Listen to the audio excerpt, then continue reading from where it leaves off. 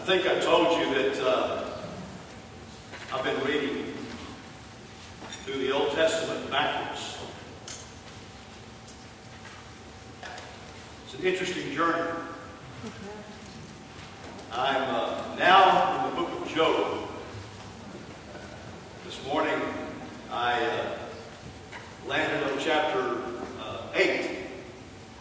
By the way, speaking of the book of Job, as believers, we need to be really careful and sensitive with respect to people that have come to church for the very first time. When I was a little boy, the first time I remember going to Sunday school,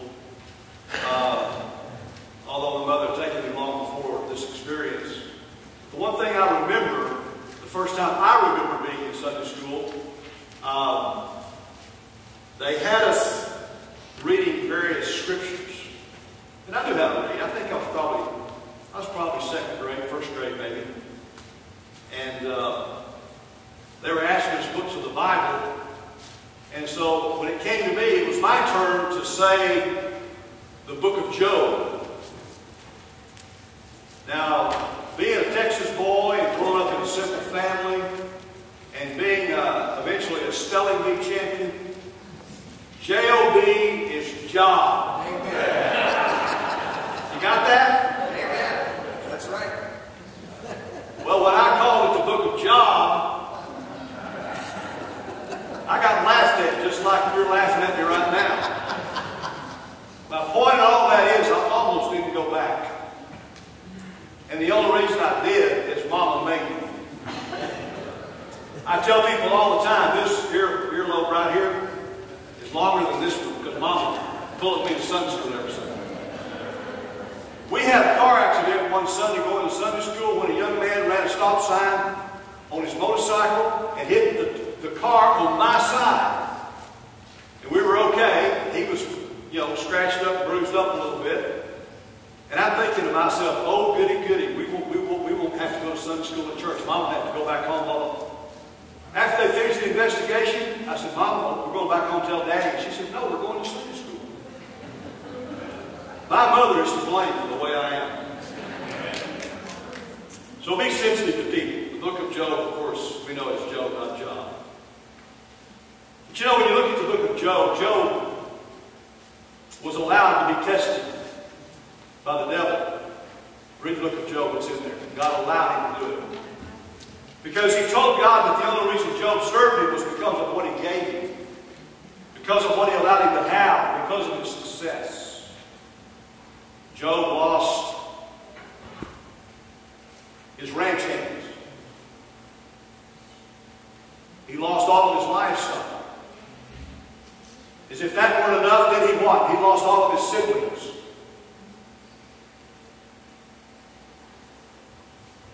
Then he lost his health. He had an unsupportive wife who said, Job, why don't you just curse God and die? Remember that?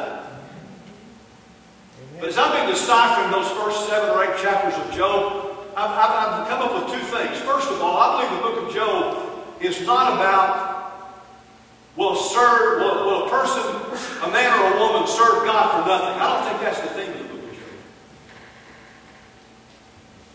I think the theme of the book of Job is, will a person who serves God realize that they serve a God who is worthy of anything they may suffer? Amen. In other words, the theme of the book of Job is, do we serve a God who is worthy of our suffering? That's the issue. Now that said, as I decipher what Job is going through, Job knew that he was a godly man. He knew what? He wasn't a perfect man. But at the same time, he didn't want to live anymore.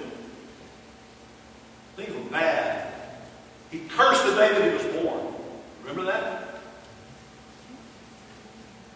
And I believe in the mind of Job, he had one big question for God. Because God let him know, you're not going to die, you're going to stay here. I'm not done with you. Remember that? Amen. Been there, done that. Maybe you have to. Job had a question that my wife and I had through a period of our life not too long ago. Will there ever again be a bright morning? Have you ever thought that? There's a way to win when we have dark nights waiting on bright mornings.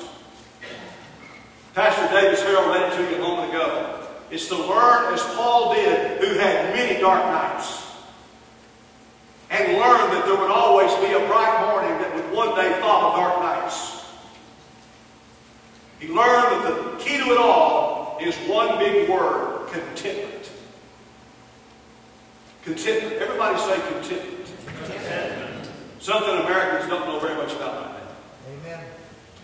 Amen. In the Greek, that word content or contentment simply means self-satisfaction. It just means to be satisfied. My question for you this morning is this: are you satisfied? Because if you're not, I think when I get through today, you will be.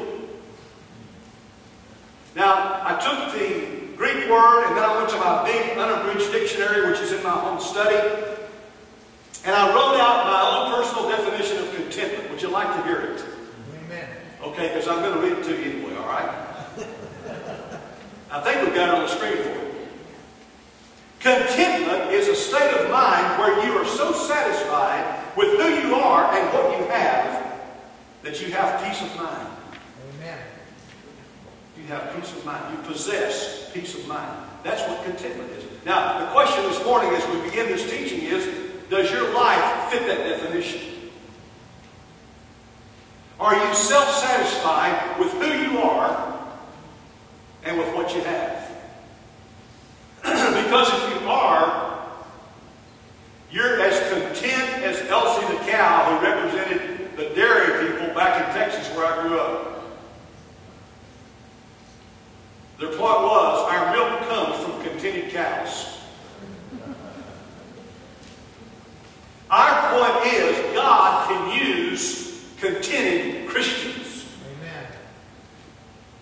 Now, in 1 Timothy, chapter number 6, if you'd like to flip over there real quick. And in verse number 6, Paul says to this young pastor as he encourages him, Timothy, now godliness, watch this for me, godliness with contentment is great gain.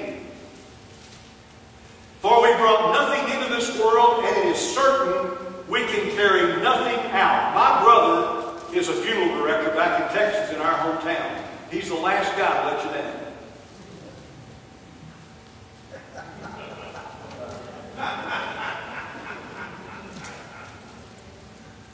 And he has a great layaway plan.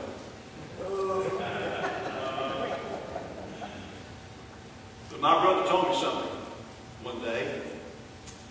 He said, brother, I've never pulled a U-Haul trailer behind my funeral coach to the cemetery. Why? You can't take it with you. Amen. You can't take it with you. And that's what Paul says right here. And then he says in verse 8, and having food and clothing, with these we shall be content. In other words, he says the key to life is just simply being content with what you have. Now, Paul had a very cordial and a very warm relationship with the church at Philippi. First reason being, it was the first church that he planted, and Philippi, as we would understand geography today, was in Europe, is in Europe. And the city has an aura about it at this time in history because the city itself, Philippi, was named after Philip, the king of Macedonia, who was the father of Alexander the Great.